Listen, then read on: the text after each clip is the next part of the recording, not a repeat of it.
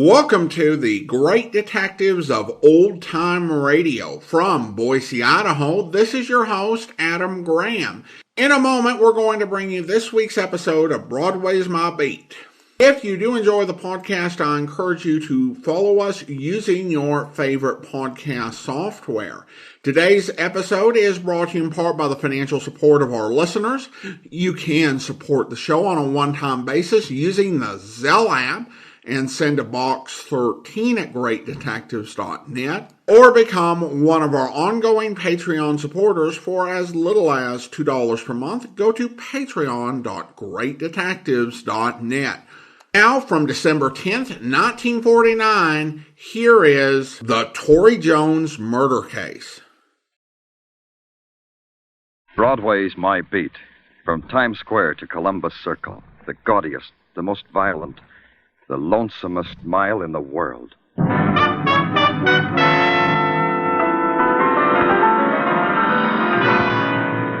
Broadway's My Beat, with Larry Thor as Detective Danny Clover.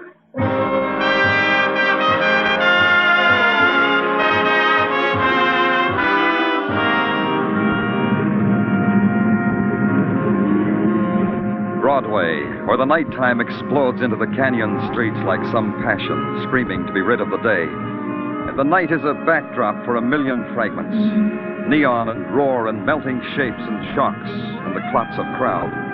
It's a fury that sweeps you up and holds you close, then throws you in the gutter of your own choice.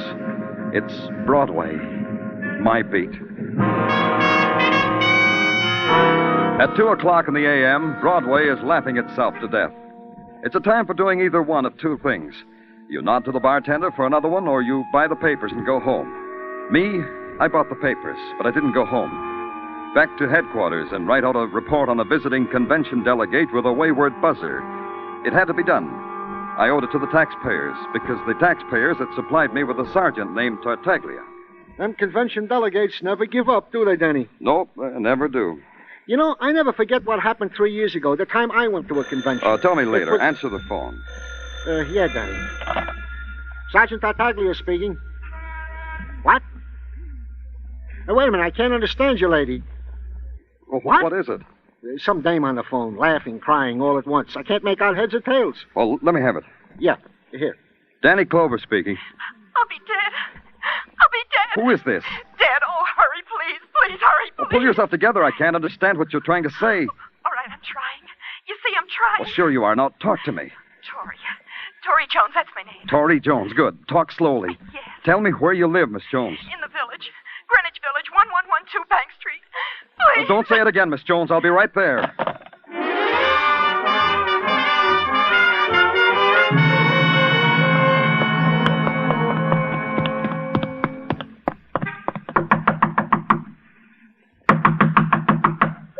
Go away. Let me in, Miss Jones. It's Danny Clover of the police.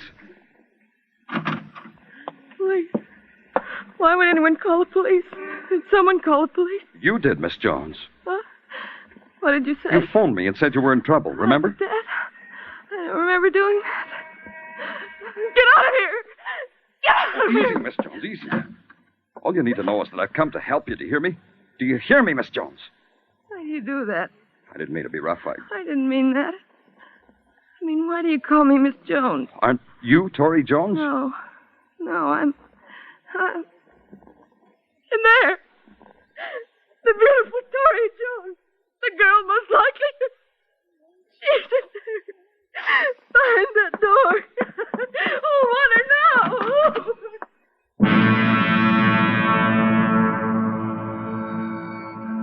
Her body hung from a tarnished light fixture with all its bulbs blazing down on her golden hair. And the thing that held her suspended and moved her like a puppet in a slow waltz-like circle was a scarlet sash of silk wound once, twice, 3 times about her throat. A draft from an open window somewhere ruffled her dress, and it was a dance you watched, a slow, dignified, stately dance to the rhythm beat of horror. And on her face was the terrifying smirk of the violent dead. She's in there, isn't she? I didn't make it up. I didn't dream it. Tell me she's in there, policeman. When did you find her like that? A minute, a year, 100 years before you came. I just got home from a date, and he kissed me at the door. I went in and called to Tori. She didn't answer. And I went into the bedroom to see if she was asleep. She wasn't. She was like that. Like that, with that horrible smile. You live here, then? I'm her roommate. Tori's roommate. I'm the plain one, Beth Stafford, the plain one. Tori called me about 15 minutes before I got here. Was she with anyone? Pull yourself together. Was she with anyone tonight? Can you tell me that? I don't know. Leave me alone. I don't know. I think she had a date. Tori always had dates. Every night of her life was a date. Where's she from? Who are her people? I never asked her. All we knew about each other is what happened to us in this room. The phone calls, the meals, the screaming you hold in. Where did she work? At Sterling Incorporated. She was a dress model there. Sterling Incorporated, huh? Okay. I'll want you to stay here, Beth. You won't go away. All right. I could send a doctor. Do you want me to do that? I'll be all right. Just get rid of that. And I'll be all right. Mr. Clover. Yes? Girls like Tori always end like that. Don't they? Don't they, Mr. Clover?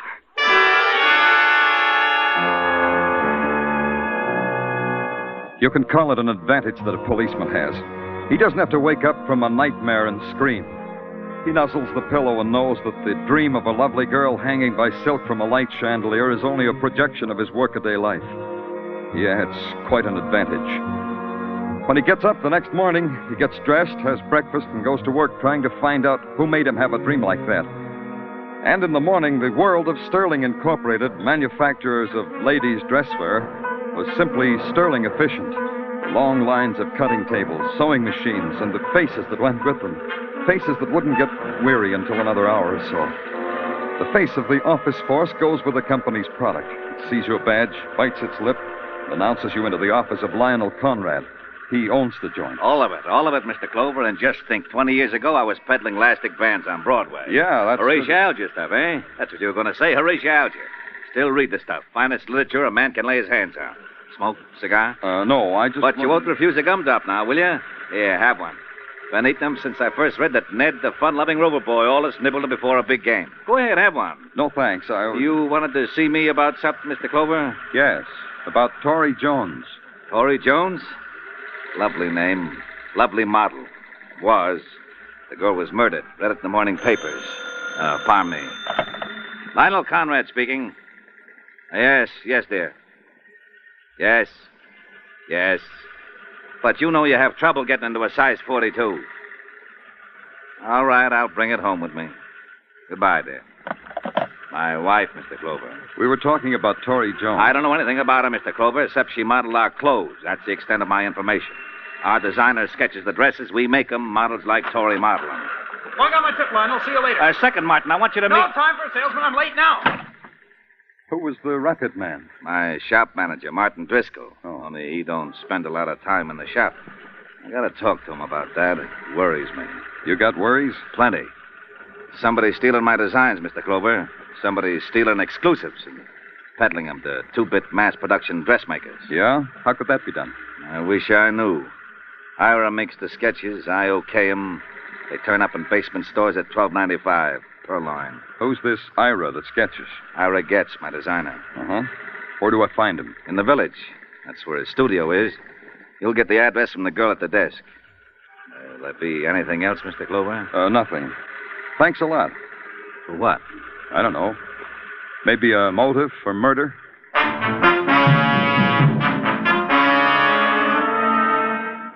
At the Greenwich Village studio of Ira Gats, a tired Venus in homespun linen, emerald toenail polish, and long chains of Indian silver that jingled, jangled, jingled, lifted a turquoise-studded hand, strangled a yawn, and in pure green burnt, told me Ira was having lunch at the Flamingo Cafeteria, only a pearl's throw away.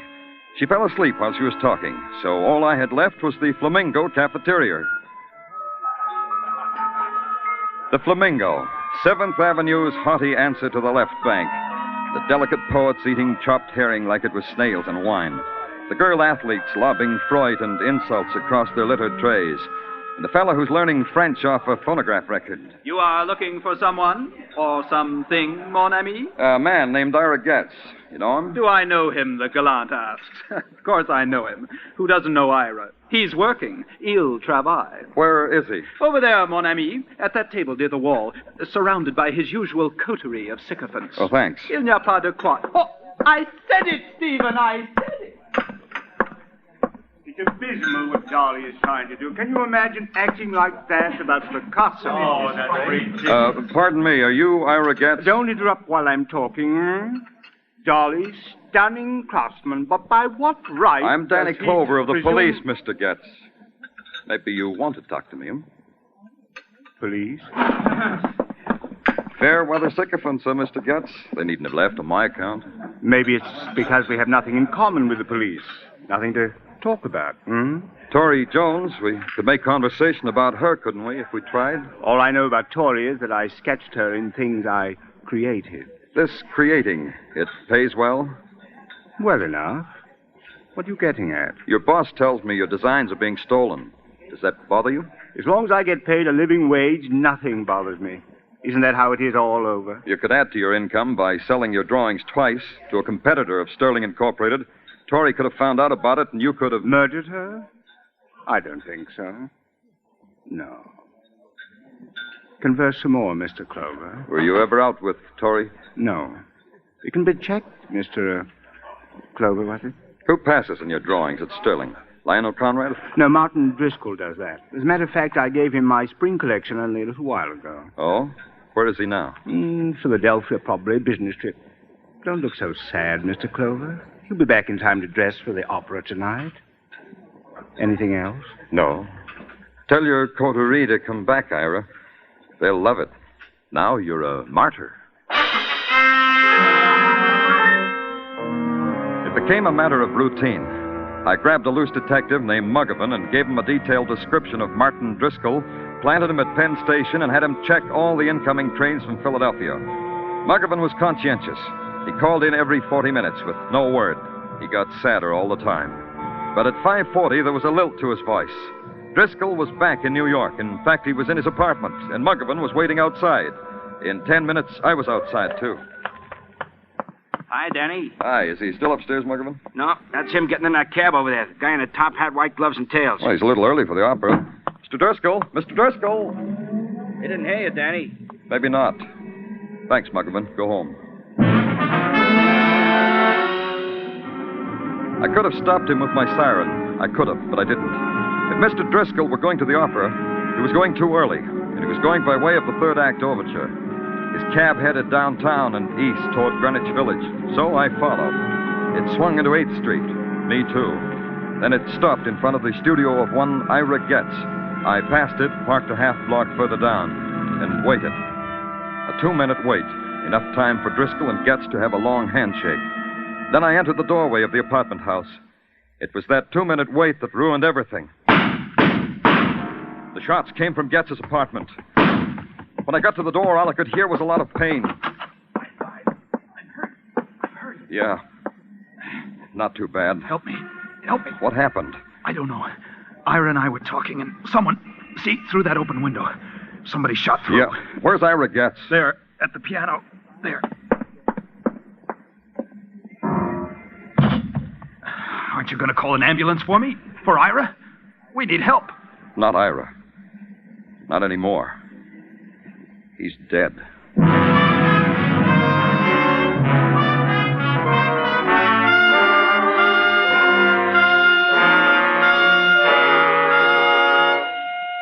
You are listening to Broadway's My Beat, starring Larry Thor as Detective Danny Clover. There's $55,000 waiting in Sing It Again's jackpot this week. The current Phantom's proving a real hard-to-get guy. And $30,000 in wonderful prizes awaits the CBS listener who can identify him. Be around listening hard when Sing It Again comes your way again tonight on most of these same CBS stations. Dan Seymour may call you.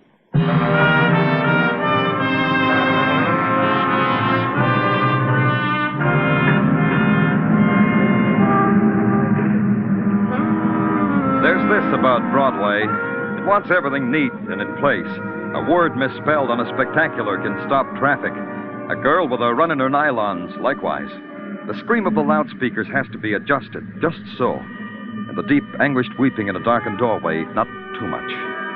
Even death and violence have to meet Broadway standards.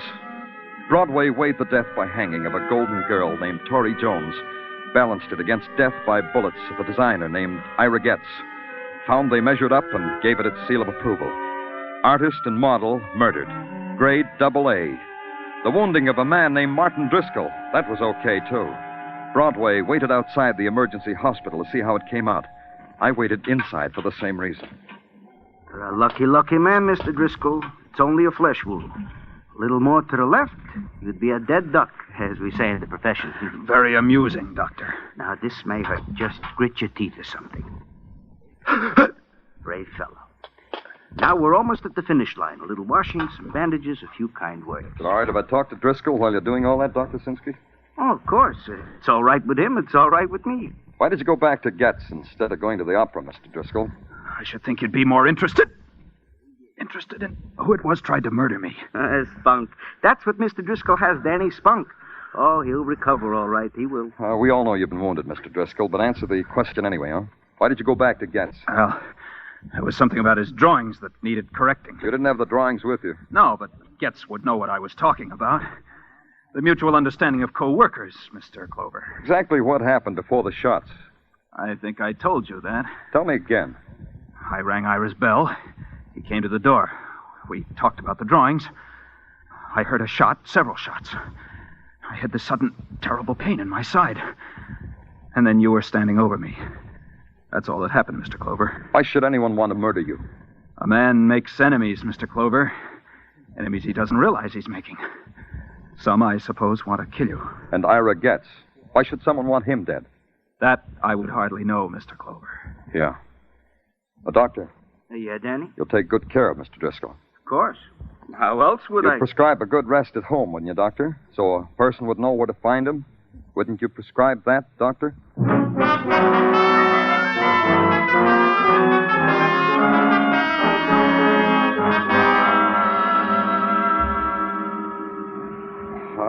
Confusing, huh, Tartaglia?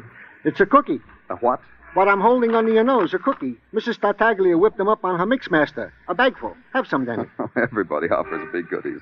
Oh, yeah, thanks, Tartaglia. Real good. Danny, now that you have indulged yourself with Mrs. Tartaglia's confections, I myself have something to brighten up your otherwise drab day. Another cookie, Tartaglia? Just put the bag on the desk. Yeah, Danny. It's about the gun. Well, tell me about the gun. The gun which did in one Ira Gats was found in the bed. The bed of frozen geraniums, Danny, which was underground beneath said Ira Gats studio. Go ahead.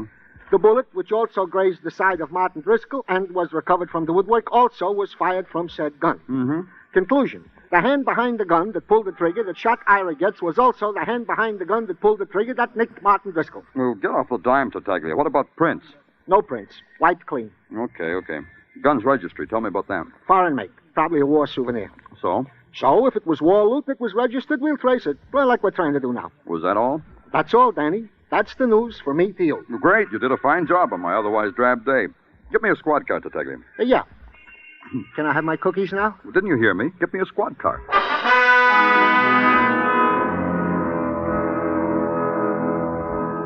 You drive slowly back to Greenwich Village.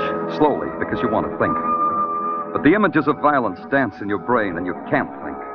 You breathe a sharp December wind, and it cuts a pain in your lungs, and it brings you back. And you know that violence walks the streets of the city. And the shape of violence is weird and grotesque. Stolen designs. A man lying near a piano and the blood flowing out of him. A girl with a scarlet sash deep in the flesh of her throat. And finally you're there to talk to a hysterical girl. And you hope the hysteria is gone because something has to make sense. It's good to have someone to talk to, Mr. Clover. I haven't talked to anyone since Tori. How are you, Beth? Are you all right? Sure, I'm all right. I want to ask you some questions, Beth. Try to answer them as simply as you can. Don't I always, Mr. Clover? I even did the night. What questions? You knew Tori maybe better than anyone else. It's the way I knew her, Mr. Clover. Who would want to kill her? I can tell you that. I wanted to kill her. Over and over. How many times I've wanted to do that. Over and over. Why, Beth? Look at me, Mr. Clover. Look at me. Isn't it plain? Isn't it... Go on, Beth. Let it spill out, all of it. Everything I ever wanted, she had. It's like in the movies, isn't it? The Princess and the Ugly Duckling. Clothes, presents, men. Men who called for her, took her out, showed her a good time. What men, Beth? Oh, big men, important men. Like who? Like... I'm not going to keep it back any longer. I don't owe him anything. He never even looked at me. He called for Tori, and I might as well have been the rug or the floor. He never even looked at me. Who, Beth? Why, Lionel Conrad, president of Sterling Incorporated. Even the night Tori was... He hardly spoke. Conrad took Tori out the night she was murdered? Yes. It's all right if I tell you that, isn't it, Mr. Clover? I don't owe him anything now, do I? Where's your phone, Beth? Over there, under the doll. What'll they do to him, Mr. Clover? Sergeant Tartaglia speaking. Danny, Tartaglia. Get Lionel Conrad. Bring him to my office, quick. Got that? Yeah, Danny. Lionel Conrad, your office. Quick. Got it.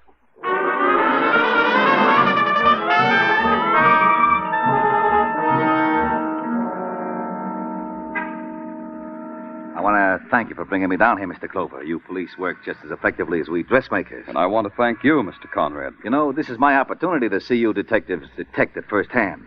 Nick Carter stuff, huh? Got a shelf full of Nick Carter. Broadens the mind like Latin. I want to ask you some questions. Questions, eh? Fine. Great. Just fire when you're ready. You're married, aren't you, Mr. Conrad? 22 years. How often did you have a date with a model named Tori Jones? Huh? Answer me. Look here. Answer me. What about Tori Jones? I refuse to answer. I know my rights. I've read enough books to know all about them. Me too. I'm going to book you for suspicion of murder. Mr. Clover, Mr. Clover. Yeah? I gotta get out of here. Come here. Sit down. Sit down and talk to me. I said talk. Lionel, the fun-loving Conrad boy. Your playing around doesn't concern me. It's who it was with. Suckers. Shows. That's all we did, Tori and me. Go on. I love beautiful things. Tori. I wouldn't know. She wasn't beautiful when I saw her. Tori dead. Yeah. Who did it? Who did it, Mr. Clover? Did you? Beautiful. Once she kissed me. Why didn't you tell me about Tori before? I couldn't. Don't you see? Nobody likes to get mixed up in a murder, Mr. Conrad. Not even a murderer. My wife, my business. Yeah. No other way to say it, I guess. Your wife, your business. The whole thing. 22 years. A mess. I didn't kill her. Maybe. Sure, I can understand why you didn't come to us. As a human being, I can understand that. But I'm a cop. And right now, you're in a lot of trouble. Right now... Yeah, Tartaglia, what is it? More news, Danny. What's on your mind? Come on. We traced the gun. To whom? To this guy right here, to Lionel Conrad. Book him. Let me tell you something. Book him for murder. Call the DA The and... gun was stolen. It was stolen from me. Get him out of here, Tartaglia. He's for the DA. Come on, you. But the gun was stolen. I didn't do it. I didn't. Why didn't you tell us about the gun? Because of what you're doing to me now, accusing me of murder. What are you trying to say? I knew it was my gun that killed Ira. The description of it was in the newspaper. Why shouldn't I have kept quiet about it? My fingerprints were on it. I haven't got a chance. Come on, mister. Let's go. Hold it, Tartaglia. What? Bundle Mr. Conrad up and put him in a cab. Send him home, Tartaglia, and charge it to the police department. Now get out of my way.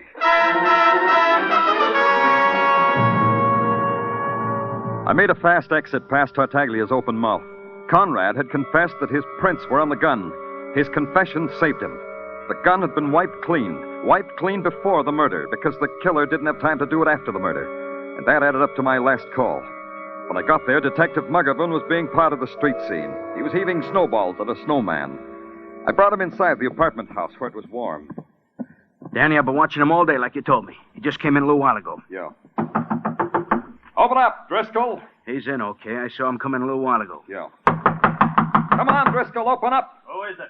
Danny Clover, I want to talk to you. You've already talked to me. Go away. Come on, open it up before I break it down. Should I? Wait a minute. What about it, Driscoll? You seem anxious, Mr. Clover. Is it about that murder? About exactly that.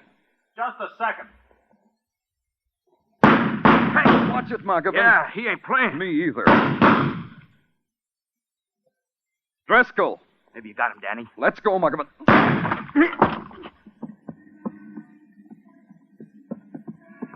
He ain't. Hey, the window's open over there. Yeah, the fire escape. There he goes up to the roof.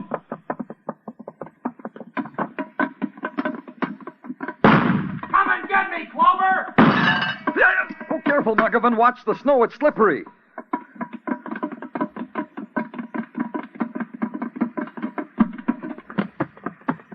There he goes, Danny, near the chimney. I missed him. You can't get away, Driscoll. Come on out with your hands up. Cover me, Muggavan. Yeah. I'm coming after you, Driscoll. Come on! You coming, Driscoll? You coming? Well, Driscoll. Okay, Mr. Clover. Okay. Okay, Driscoll, now we'll talk. Talk away, Mr. Clover. Talk away. It isn't finished between you and me. Not finished. Easy, Driscoll, easy. I want you to hear when I talk. Every word, every word. That's good, Driscoll. Let's keep it that way. I'll kill you yet, Phil. Like you killed Tori Jones, like you knocked her out and hung her by the throat. You're dribbling at the mouth, Mr. Clover. You waited for her, didn't you, Driscoll? You saw Conrad leave and you waited. And she saw you and called me. Then you walked in and murdered her. Why would I do that, Mr. Clover? Why? There has to be a motive in murder, doesn't there, Clover? I got that, too. You killed her because you knew. She knew you were stealing the designs and peddling them to Conrad's competitors. That was easy for you, wasn't it, Driscoll? The important man, the loyal employee, the manager. You left out a thing, Clover. Who tried to kill me? Who tried to murder me? The man who shot Ira Gats. That was you. I think you're insane, Clover. You asked someone in the office who I was, so you knew it was a policeman tailing you to Gats' apartment. So you killed Gats because he wanted in on your little larceny. And then you shot yourself and heaved the gun out the window. How do you know that? Because you wore gloves to go to the opera. Only you wore the gloves to hold a gun to kill a man. That's why there were no prints on the gun. None at all. It's a tricky one, huh, Danny? Yeah. Yeah, that's how it was, Mr. Clover. Exactly. Put the cuffs on him, Muggavan. I don't want to hold him anymore. He makes my hands dirty. Okay, Danny. Hey, let go of me, Driscoll. Let go. If you try to shoot me, officer, you'll kill your detective, too. Danny, he's right. I can't get at him. Driscoll. All right. I'll let go. Catch me, Mr. Clover. Catch me. Let's get him, Muggavan. Driscoll, what?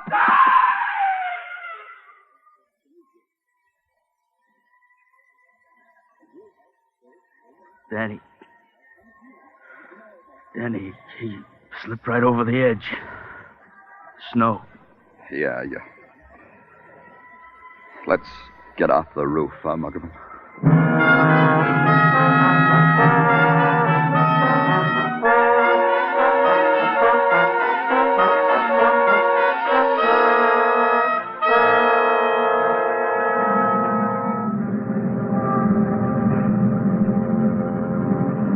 In the midnight cold, Broadway is a wasteland. A wasteland that echoes with sounds you hear where there's only darkness, where there's no sun. People pass you and you touch, and you look down and there are fingers of dust on your shoulder. It's phantom, but it's real. It's Broadway, the gaudiest, the most violent, the lonesomest mile in the world. Broadway, my beat.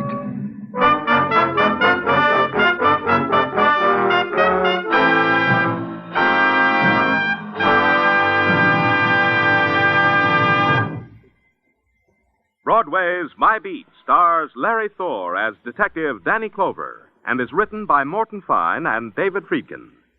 The musical score was composed by Alexander Courage and conducted by Wilbur Hatch, and the program was produced and directed by Elliott Lewis. The cast tonight included Charles Calvert, Michael Ann Barrett, Virginia Gregg, Ed Begley, Elliott Reid, Jay Novello, and Jack Kruschen.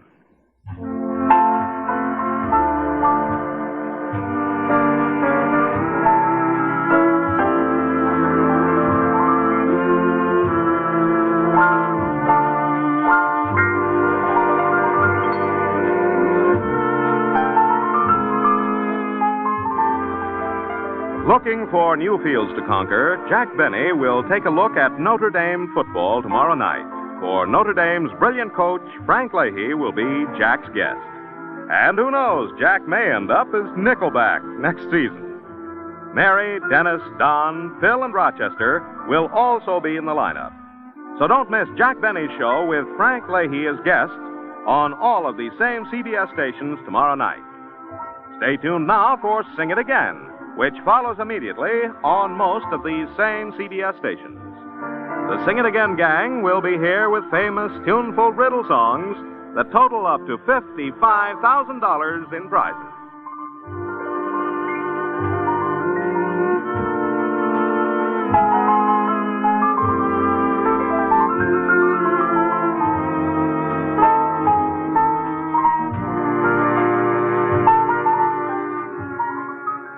This is CBS, where you'll find Broadway is My Beat every Saturday night.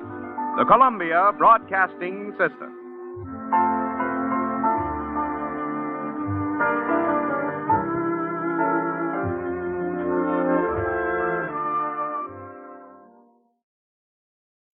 Welcome back. I have to admit, I was getting a little nervous when Tori Jones's roommate was being so hesitant and drawing out stating who she'd been going out with.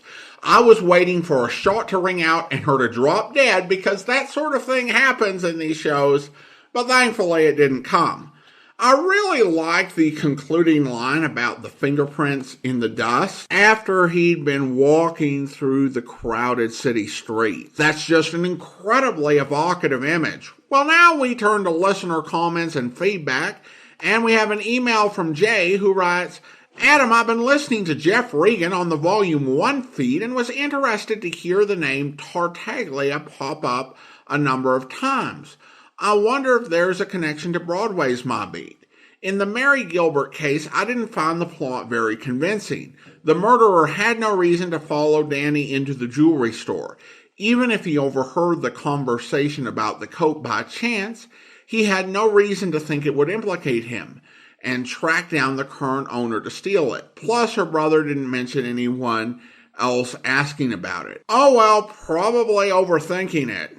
Thanks as always. Regarding Jeff Regan, I would say it's probably a strange coincidence, particularly if you've been checking out the Jeff Regan episodes that have been reposted lately, as those episodes were from 1948 and Broadway's My Beat came out in 1949, and neither Morton Fine or David Friedkin were involved with the production of Jeff Regan. As to the Mary Gilbert case, it does require some coincidence, with them happening to be there at the exact same time as Danny Clover. However, there is the idea that criminals return to the scene of the crime. And while I kind of suspected that that was just some pop folklore of the era, there is actually some theory and data that supports it in limited cases. So the killer was just doing his returning to the scene of the crime thing at the same time Danny happened to go in and overheard some stuff. And I think it is really a case that you just need some coincidences to happen sometimes to move the drama along. Just like the name Tartaglia appearing on another program the year before Broadway's My Beat. Thanks again for the email, Jay. And then we have a comment on YouTube where a listener says the Eugene Bullock murder case is a great episode. Well, thank you so much. Appreciate your comment. Now it's time to thank our Patreon supporter of the day. And I want to go ahead and thank Jay Marcus. Jay Marcus has been one of our Patreon supporters since November 2020, currently supporting the podcast at the Detective Sergeant level of $7.14 or more per month. Thank you so much for your support, Jay Marcus. And that will actually do it for today. If you're enjoying the podcast, please follow us using your favorite podcast software. And be sure to rate and review the podcast wherever you download it from.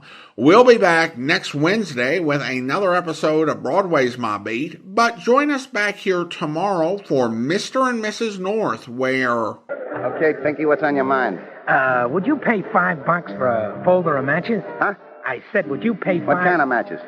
Ordinary ones, like they give you when you buy cigarettes. Are you nuts? Look, you don't like that North guy, do you? Look, you said something about matches. The Norths helped put the law onto your brother, didn't they? Okay, so I hate him. If it wasn't for them, Mac wouldn't be giving the best years of his life to the warden at Sing Sing. What's that got to do with buying match covers for $5? Well, if North was mixed up in something fishy now. Is he? Could be. Come on, open up. What gives? What do you know? Well, when a guy offers $5 for a folder of ordinary matches, wouldn't you detect a strong odor of mackerel? You mean North wants to pay $5 for matches? That's what I overheard him offer a kid on the street.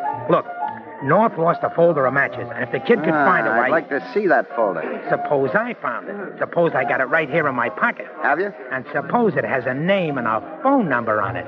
I hope you'll be with us then. In the meantime, send your comments to box13@greatdetectives.net. Follow us on Twitter at Radio Detectives and check us out on Instagram.